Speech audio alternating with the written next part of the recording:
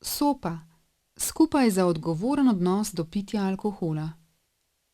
Avtorice besedila: magistrica Tadeja Hočevar, Karmen Henigszman, Ana Štruc. Izdal in založil Nacionalni inštitut za javno zdravje. Po predlogi v lahko branje priredil Domen Retelj, Zavod Risa. Kraj in leto izdaje Ljubljana 2018. www.sopa.si. Pozdravljeni! To je predstavitev programa Sopa, ki je namenjena za gluhe in naglušne. Sopa pomeni skupaj za odgovoren odnos do pitja alkohola.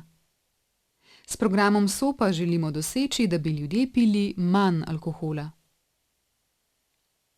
Besedilo je prevedeno v slovenski znakovni jezik iz priredbe za lahko branje, ki sledi smernicam Evropskega združenja za vključevanje, Inclusion Europe. Besedilo, ki je označeno s tem znakom in napravljeno po teh smernicah, je lahko za branje in razumevanje. Izvirno zloženko pa si lahko preberete na www.sopa.si. Naložbo sofinancirata Evropska unija iz Evropskega socialnega sklada v 80% in Republika Slovenija v 20%.